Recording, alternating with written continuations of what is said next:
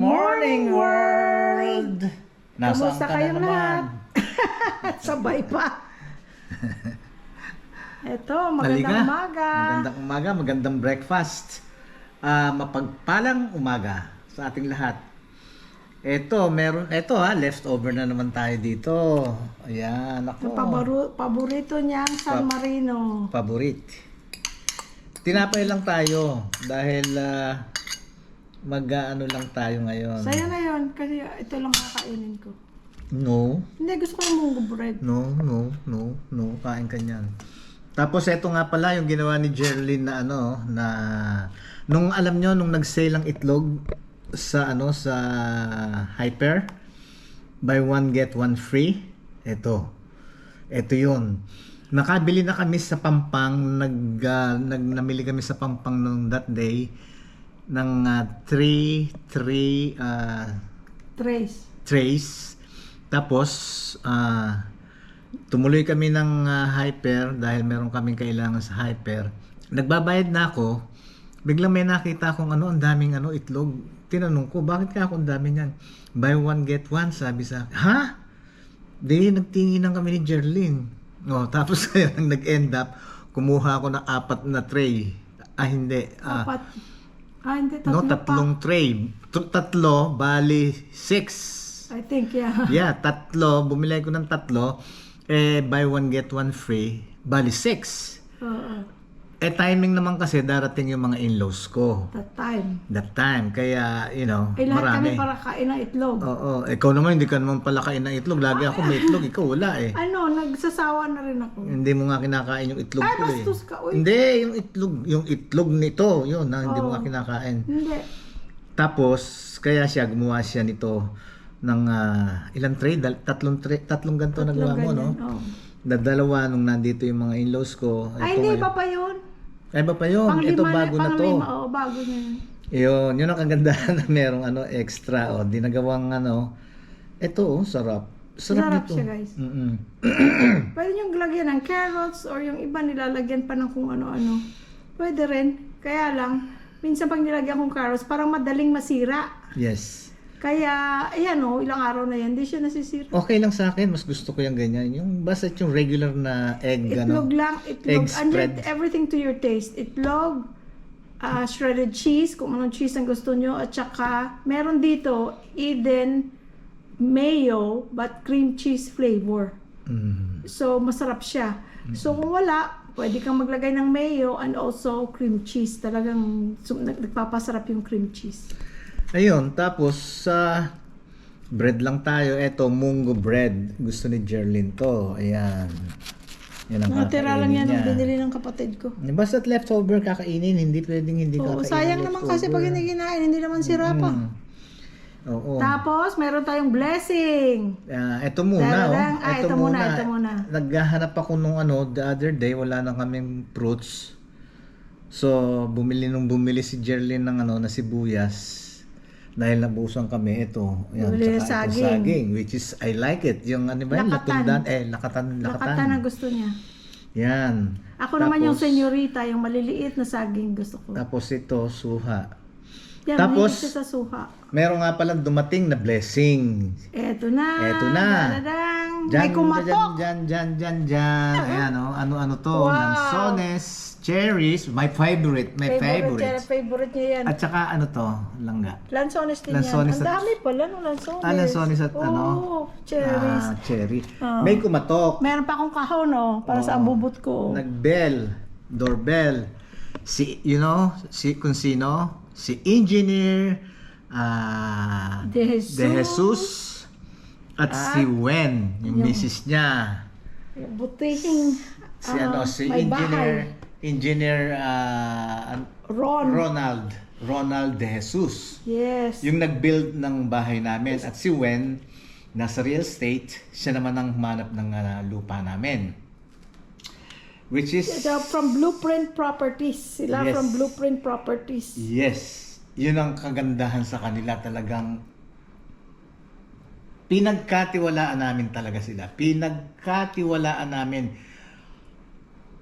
ng buong puso. Sa mga hindi pa nakakaalam, Yung mga hindi nakapanood, yung mga bagong nanonood at hindi pa nila napanood yung dating mga video, sila ang gumawa ng aming bahay, yung Blueprint Properties Pampanga. You can find them on YouTube or Facebook.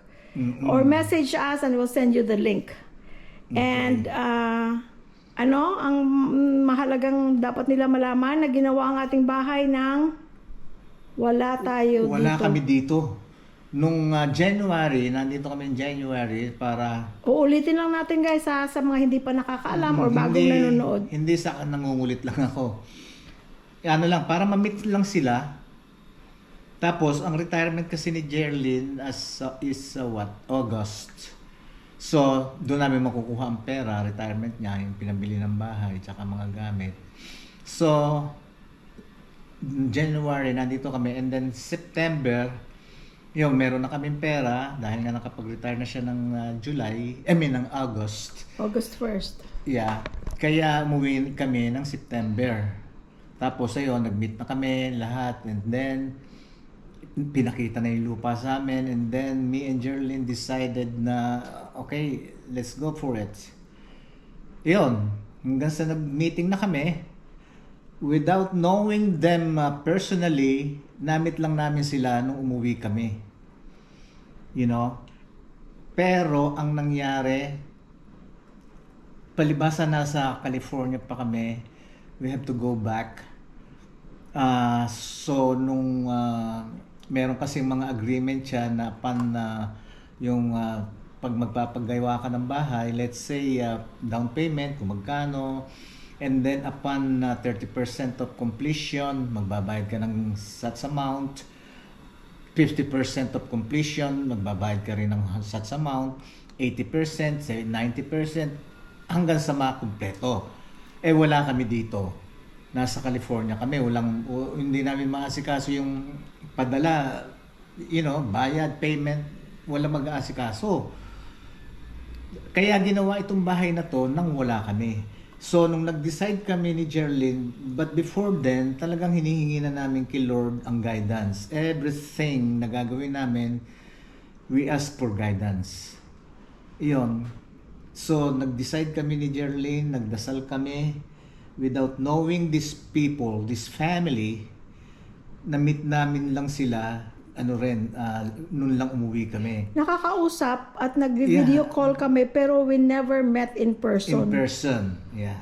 So, alam nyo, pinagawa namin ng bahay, nagpunta kami sa bangko, umikot ang pera namin through dun sa bank. Binayaran namin ng cash. You won't believe it. Marami kong friends sa California, relatives, sinasabi sa akin, you're crazy. Bakit nagbayad ka ng cash, ganito, without knowing those people? Kako, sa amin tiwala na lang, unang-una sa Panginoon Diyos. At yung mga taong kakong yun, sa pagkakakilala namin, yung first impression, syempre, yung family, kasi ang family nila, si Engineer Ronald, si Wen, real estate, 2 architect na babae, na anak, at 3 anak na babae, yung 2 architect, yung isa engineer. They are very, very prominent. Tsaka nakita natin yung trabaho nila, napuntahan natin yung mga projects nila, at dito rin sa subdivision. Yes. But even though, yun nga, ang hindi kasi alam ng mga tao na ganun ang nangyari, pinagkatiwalaan namin kanya. They called me crazy. You're crazy. Even our doctors. Yes. Sabi nila. But you know what? Yun ang kagandahan kay engineer dahil kasi every week updated kami, pictures, video. Kaya para rin kaming nandito, meron kaming changes. We tell them, meron silang suggestion, they tell us. Yun, ganun lang communication namin through text or through phone, like that. Messenger.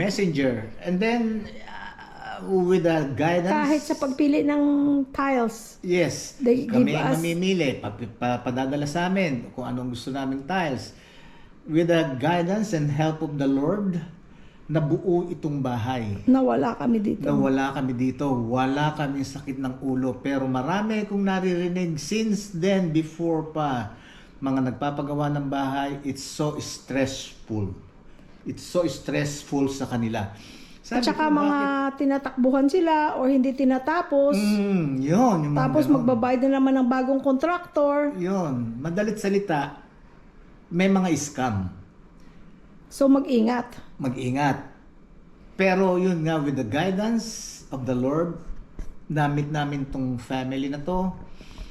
Natapos ang bahay nang wala kami dito without stress, nothing. Pag uwi namin dito, nakita nyo naman siguro yung video na naiyak pa si Jerlyn na talagang ito talaga yung bahay na gusto namin. Dahil kasi nung umalis tayo ng September, isang buwan kami dito, September of 2023, nakita lang natin ang lupa. Yes. Tapos second meeting natin, pinalinis na ni engineer ang lupa. Yes. Wala Hanggang nang sa mga damo-damo. Hanggang sa umalis na kami. Tapos umalis na kami. Iniwan na namin ganon. Sila na lahat sa mga permit, mga kung ano-anong mga pupunta sa City Hall, mga ganyan, sila na lahat. Ang huli lang namin, nung umalis kami, nakatayo lang kami sa harap nito, yung open lot. Nakatayo lang kami dito na this is the lot. 2 lots. Dahil, bungalow. Yung 1 lot pwede up and down. Pero yung yung isang lot, hindi pwedeng pwede, kaya lang napakaliit dahil kasi bungalow ang gusto namin. Kaya 2 lots ang kinuha namin. Ayun, with the guidance and help of the Lord, natapos ang bahay hanggang sa umuwi kami. We are so thankful to the Lord. We are so thankful to the Jesus family. Yes. Kaya, ayan, ang kagandahan. Tapos, from now and then, bumibisita sila, tatanungin kami, oh my God, they are so trustworthy. So, our point is, it's hard to find a contractor that you can Yes. trust. I mean, you trust, but Yes. then in the end, iiskamin ka lang. Yes. Pero sila, there's proof. Andito kami sa bahay mula pa mid-March, dito kami lumipat. Andito kami, Pag may problema, may na ganito. May konting merong ganon, itawag na Tatawag lang kay engineer, kay padala Ronald. kagad ng tao. Ayun. Tapos, from time to time, they pass by, say hi, Oo. bibigay ng mangga. Ngayon, ito, Ayan, Engineer Ren, thank you so Thank much. you But so you don't much. have to pwedeng dumaan na walang dala, ha? The Jesus family, Mamaya thank hindi you so ka much. dadaan pag walang dala. Okay lang, pero ang ganda pati kahon, no? Akin yung kahon, ha? Mga abubot ko. Kaya ngayon, eto na ngayon, nadagdagan ng prutas ko. Samantalang the other day, 2 days ago, Wala wala siyang akong prutas, ni saging Sabi ko, wala. Sabi ko, I need fruit, sabi ko. Naubusan kami ng sibuyas. Kanya pumunta kami dyan sa parang talipapa dyan sa labas. Maraming nabibilan dyan, guys. Kaya this place is so accessible to anything. Bumili din kami kahapon ng buko. Buko pa uwi. Accessible sa lahat. Andyan ang 24 hours sa Jollibee. Nagbukas ang Chowking. 24 and hours then din. 24 hours. And then nagbukas ulit ang McDonald's. Ayun. I mean, hindi ka naman kakain ng ganun araw-araw kasi hindi naman Yes. healthy. Pero it's there when you want it, Yes. when you need it, it's there. Yes. Tapos, meron mga talipapa dyan, prutas, may nabibilang. Kaya ngayon, nakabili si Jerlyn ng prutas, ng sibuyas, tsaka ito, Saging. tsaka ito. Biglang kanina may dumating na grasya. Ito, ang dami ko na naman prutas. Thank you, Lord. Thank you. Thank you so much, the Jesus family.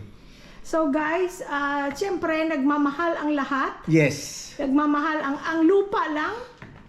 Ang bilis ng pagtaas ng Yes. So if you are planning, and because there's people that ask kung paano, kung saan. How? We have a Facebook link sa channel.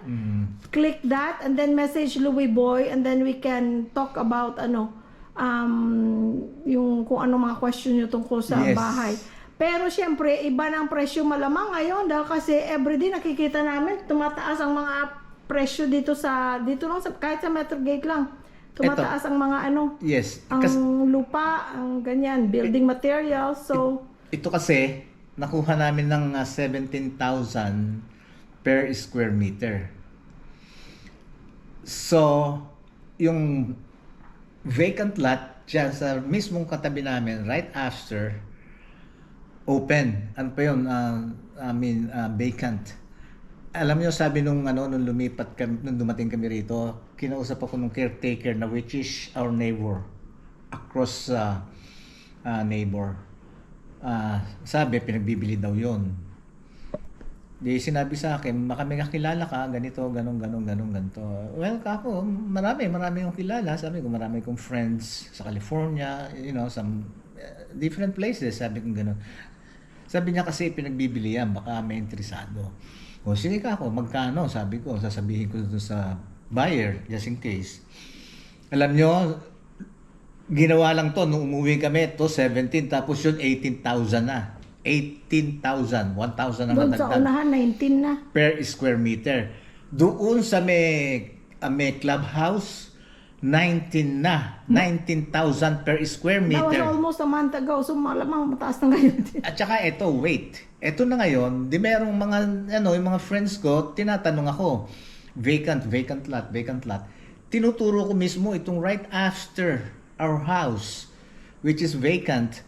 So ngayon, For sale at that time. oo, sinasabi ko ngayon. Kinausap ko ngayon yung caretaker ulit nito dahil sabi, may mga interesado nga. Alam niyo ang sabi sa akin? Hindi na ipinagbibili. Kako, bakit? Ngayon, so ang sabi, magpapataas daw ng presyo dahil kasi nagmamahal. So kako, ano ngayon yan? Hindi raw muna ipagbibili. Yun ang sinasabi namin na talagang tumataas.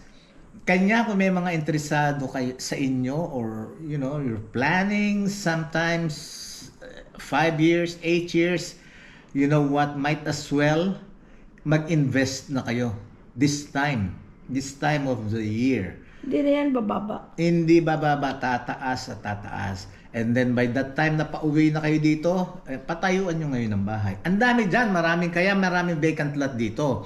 May mga may-ari na ibenta na yon. May mga may-ari na. Pero yung iba, binibenta. Yung iba, binebenta. Yung iba, mga nasa abroad, mga OFW. Hi OFW, thank you so much all. I love you all. Meron na sila, binili na nila ngayon. By that time na bumalik na sila dito, and then saka sila magpapakonstruct ng house. Ganon. Ito, alin na kayo guys, let's eat. At ako nagugutom na.